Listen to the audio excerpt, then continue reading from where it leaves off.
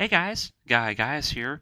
So today's video is rather going to be very short, but still interesting nonetheless. Since the conclusion of my retelling and analysis of the Gaia Gear radio drama and the story of it, I wanted to make a video about a very particular topic that exists within the Gaia Gear story. This topic being its main antagonist, Bejon Dargle. Now, throughout my analysis of the radio drama's plot, I've mentioned and discussed the interesting aspects of this guy and the forces he commands. For more information about the Manhunters and their coup against the Federation, I'll have a link down below to that particular video segment. But for today, I wanted to share and address something about him that I myself feel I didn't properly address when I first spoke about Dargle and his beliefs towards the world of the Universal Century. Now, for a quick overview of Dargle as a character, Bejon Dargle is the main antagonist of Gaia Gear, the supreme commander of the Manhunter Space Division. Now, from a glance, when you first meet this man, he comes off immediately as being someone who is of the elite.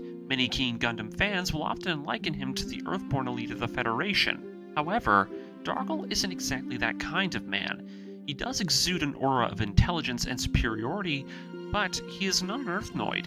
In fact, he's a member of the elite, but a Spacenoid himself. Now, I'm not going to go into the story of how the Manhunters came to be, as I made an entire segment in my analysis series on that. Rather, I want to talk about how it is that Dargle thinks. In the story of Gaia Gear, Bejon Dargle, through cunning manipulation and trickery, uses an attack from the forces of Metatron on the Manhunter space fleet as a false flag operation, using Metatron's arrival as a means to distract the leadership of the Federation and lure them into a false sense of security, tricking the Federation's leadership into thinking that the Manhunter space forces have arrived to Earth for the sake of protecting the Federation from the Metatron attack.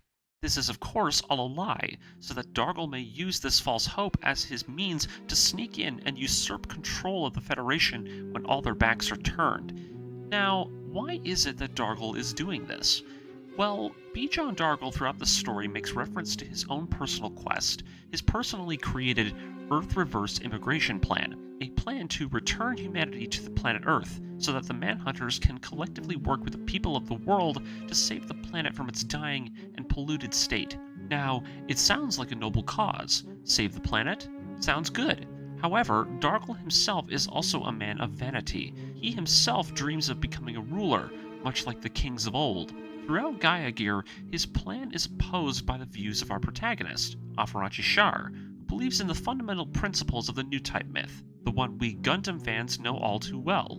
Someday, when mankind finally leaves behind the cradle of Mother Earth and relinquishes its ties to the planet, the next stage of evolution for mankind will begin, and all of the latent psychic abilities that humans possess will finally emerge with this departure. Mankind will enter a new age of peace, prosperity, and harmony with the universe with this act, and a new type of humanity will finally come into existence for mankind. This ideology, founded by Zeon Daikun, is one of the great pillars of the Universal Century timeline and an integral component of the story of the main Gundam universe. However, what Gaia Gear does is something very unique with this fundamental concept within the UC. It evolves that ideology in the opposite direction. What do I mean by this? Well, this ideology is first introduced to us in the original Gundam, in the year Universal Century 0079, a good 20-ish years into this ideology's existence. However, with Gaia Gear, that same ideology of the Newtype rebirth has become a shadow and a myth of what it once was. The idea of Newtypes at this point, year Universal Century 203, has all but been seen as an urban legend by the people of this world. This is where things get interesting for the case of Gaia Gear, with Gaia Gear being set over 100 years after the formation of the Newtype theory. We get to see what 100 years has done to this belief. Throughout the Universal Century, the Newtype ideology has been used by many groups as the foundation for their causes.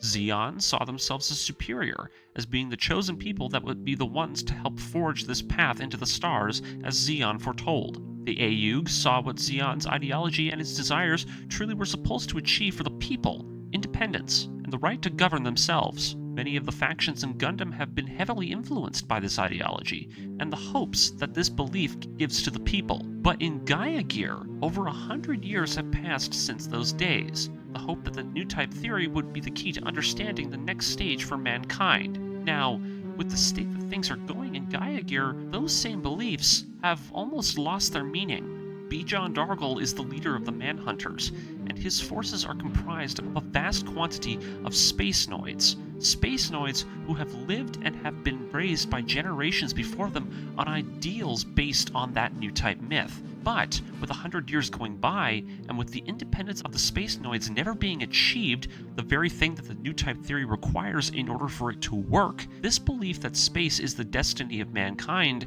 has fallen out of favor and has soured the ideals of the people of the world. Now, why am I bringing this up? Well, Bejon Dargle's plans are actually the culmination of that negative and nihilistic mindset. What the Manhunters believe is that mankind must return to the Earth, work to repair it and restore the planet, that all of mankind can possibly achieve a better destiny. A destiny that the Newtype myth was never able to achieve. Dargle himself knows of the existence of Newtypes, but he does not believe they are the future.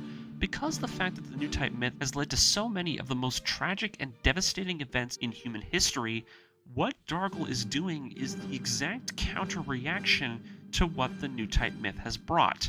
In the simplest terms, Zeon proposed that our destiny as a species lay in the abandonment of our home planet. Maybe our destiny as a species would be achieved.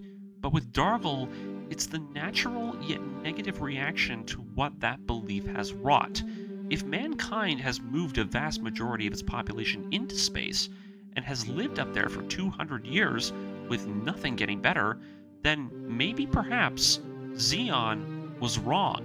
Dargle's ideology and the philosophy behind the Manhunters is a very interesting, yet very understandable reversed take of one of Gundam's most important concepts. If Zeon was wrong, then maybe we need to trust in evolution. Mankind as a species is not ready to leave its home. Newtypes are not our destiny in Dargle's eyes, and space, the source of how it is that Newtypes acquire their gifts, is just a lens that's amplifying whatever minuscule abilities mankind has no clue what to do with. It seems with the story of Gaia Gear, it's given us a very interesting thought to think about, and an ideological perspective of something that the Universal Century has never encountered. Zeon and its direct descendants are firm believers in the Newtype myth. The Federation directly oppose them, deny and despise their beliefs.